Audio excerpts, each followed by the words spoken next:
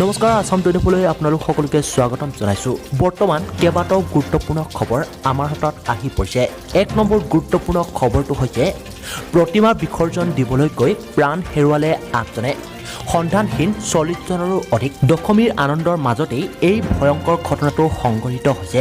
প্ৰতিমা বিসৰ্জন দিবলৈ গৈ প্ৰাণ হেৰুৱালে 8জনকৈ লোকে। আনহাতে এতিয়াও সন্ধানহীন হৈ আছে 40জনৰো অধিক লোকৰ।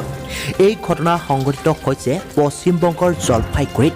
প্ৰতিমা বিসৰ্জন দিবলৈ গৈ এই লোকসকলৰ উটি যায় নদীত। হঠাৎ নদীৰ পানী বৃদ্ধি পোৱাত প্ৰতিমা বিসৰ্জন দিবলৈ গৈ এই লোকসকল উটি যায় নদীত। প্ৰশাসনৰ প্ৰচেষ্টাত কিছু লোকক উদ্ধাৰ কৰা হয় যদিও নিশাৰ আন্ধাৰত বহু লোক উটি যায়। প্ৰকৃততে কিমান লোক নদীত উটি গৈছে সন্ধানহীন হৈছে তাৰ প্ৰকৃত হিচাপ নাই প্ৰশাসনৰ হাতত। বৰ্তমান জানিব পৰা মতে বংগৰ প্ৰশাসনে চলাই আছে উদ্ধাৰ অভিযান। ইফালে এই ঘটনাক সুপ্ৰকাশ কৰিছে প্ৰধানমন্ত্ৰী নৰেন্দ্ৰ মোদীয়ে। দ্বিতীয়টো গুৰুত্বপূৰ্ণ খবৰ হৈছে ভাষণৰ মাজতে আজান। হঠাৎ অমিত শ্বাহে বন্ধ কৰি দিলে ভাষণ।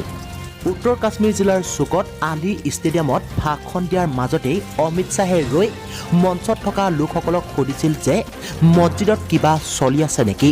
তেতিয়া তেওঁলোকে কৈছিল যে আজান দি আছে আৰু তেতিয়াই শ্বাহে ভাষণ বন্ধ কৰে। তাৰ পাছত জনতাৰ সন্মতি লৈ অমিত শ্বাহে পুনৰ ভাষণ দিছিল।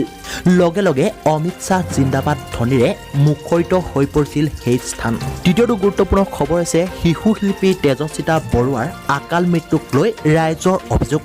হাস্পতালত নাপালে উপযুক্ত চিকিৎসা। মাজুলীৰ দৰিয়া গাঁৱৰ জনপ্ৰিয় শিশুশিল্পী তেজস্বিতা বৰুৱাৰ আকস্মিক মৃত্যুক শোকস্তব্ধ হৈ পৰিছে মাজুলীবাসী।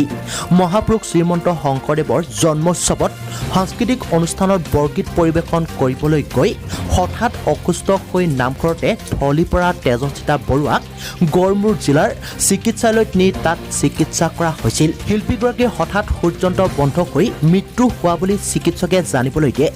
ইফালে মাজুলীৰ দৰিয়া গাঁৱৰ ৰাইজ আৰু পৰিয়ালৰ লোকে কৰা অভিযোগ অনুসৰি গড়মূৰ জিলাৰ চিকিৎসালয়ত প্ৰায় 1-1.5 ঘণ্টা চিকিৎসালয়ত থকাৰ পাছতো অজ্ঞাত হৈ থকা তেজশ্ৰীক অক্সিজেন যোগান বা আইচিউত ভৰ্তি নকৰাকৈ বেজী চেলাইন দিয়েই দায়িত্ব সামৰে চিকিৎসালয়খনে। এই বিষয়ে সঠিক তদন্ত হোৱাটো উচিত বুলি ৰাইজে চৰকাৰক দাবী জনাইছে। আৰু তৃতীয়টো গুৰুত্বপূৰ্ণ খবৰ হৈছে বিজয়া দশমীৰ আনন্দৰ মাজতেই এক দুখজনক খবৰ। উত্তৰাখণ্ডত হিমস্খলনত সন্ধানহীন অসমৰ কন্যা দীপশিখা হাজৰিকা। উত্তৰাখণ্ডৰ হিমস্খলনত সন্ধানহীন হৈ আছে অসমৰ দীপশিখা হাজৰিকা। নেহেৰু ইনষ্টিটিউট অৱ মাউণ্টেইনিঙৰ ছাত্ৰী আছিল দীপশিখা। মঙলবাৰ পৰ্বতাৰোহীৰ দলটোত আছিল দীপশিখাও। এই পৰ্যন্ত দীপশিখাৰ কোনো সুসূত্ৰ পোৱা নাই। এডভান্স মাউণ্টেইনিং কোৰ্চ কৰি আছিল দীপশিখাই। দীপশিখাৰ ঘৰ গুৱাহাটীৰ ৰাজগড়ত বুলি জানিব পৰা গৈছে। আৰু শেষৰটো গুৰুত্বপূৰ্ণ খবৰ হৈছে দুধনৈত ভয়ংকৰ পথ দুৰ্ঘটনা। এখন এম্বুলেন্স আৰু পিকআপ ভান দুৰ্ঘটনাগ্ৰস্ত। গোৱালপাৰা অভিমুখে গৈ থকা এম্বুলেন্সখনে নিয়ন্ত্ৰণ হেৰুৱাই ৰাস্তাৰ কাষতে থকা এজোপা গছত খুন্দা মাৰে আৰু একে সময়তে এম্বুলেন্সখনক বাট এৰি দিয়া পিকআপ ভানখনেও খুন্দা মাৰে গছডালত। দ্ৰুত বেগেৰে এম্বুলেন্সখন আহিছিল বুলি পিকআপ ভানখনৰ চালকজনে জানিবলৈ দিয়ে। প্ৰচণ্ড জোৰত এম্বুলেন্সখনে খুন্দা মৰাৰ ফলত এম্বুলেন্সখনৰ ভিতৰত থকা 3জন লোক গুৰুতৰভাৱে আহত হয়।